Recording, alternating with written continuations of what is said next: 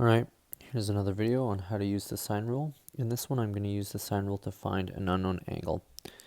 So you can see here I have an angle right here, and we do not know it. Its symbol theta is used to indicate that is the angle we're trying to find. When you are doing these kind of questions, don't forget to look for opposites. So I'll start by looking and seeing that we've got these two. So we've got a angle and a corresponding or opposite side, so they are opposite to each other. And then over here we've got our angle and opposite side as well.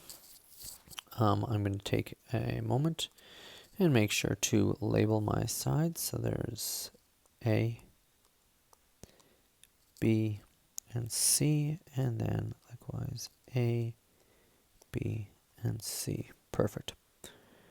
So now I'll write down I have A, and I'm trying to find my B's. So because I'm trying to find B, I'm going to write it on top to make my life a little bit easier. So I know that I'm trying to find oh, my pen's decided to not work. This is great. Let's see if my finger work any better. That's not working at all either.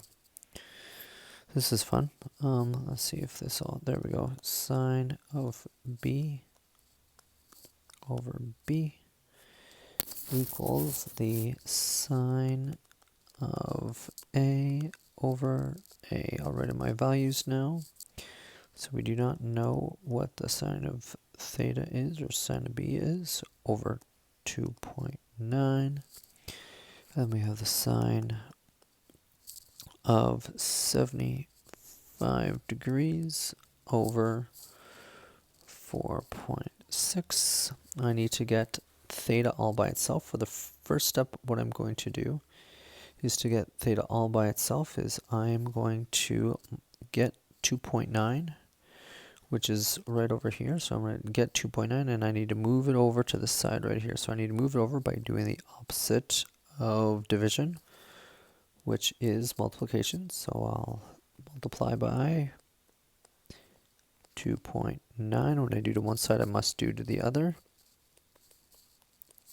Now my expression or equation is the sine of theta equals the sine of 75 degrees times 2.9 all over 4.6. Now don't forget that this is not quite done because, or actually, you know what, I'll kind of keep going here. So when I plug that into my calculator, give me a sec, I'll just quickly do that.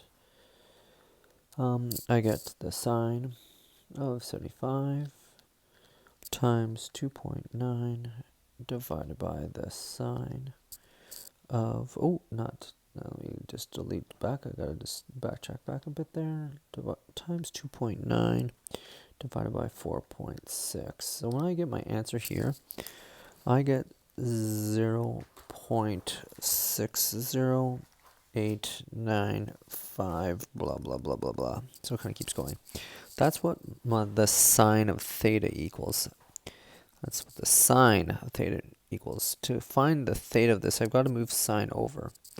So what I've got to do is I've got to take this, and that's what the sine of theta equals. To figure what theta equals the sine, the inverse sine, so sine to the -1 multiplied by 0.60895. So on my calculator, I haven't erased that value. So the answer that I've got right here, I have not erased it on my calculator. So now I apply the inverse sine. Let me just go back. I made a mistake there.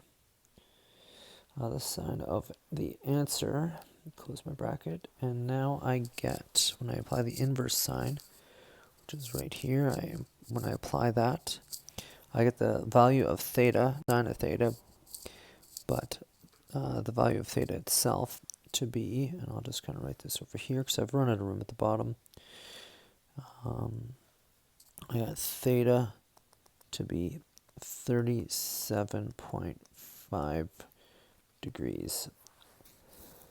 And from there, I'm a pretty happy guy. I feel like that's good. if it asks you to convert this into degrees, minutes, seconds, remember to press that button on your calculator, and it'll quickly convert that into degrees, minutes, seconds. So that should be pretty straightforward as a simple button push on your calculator. All right.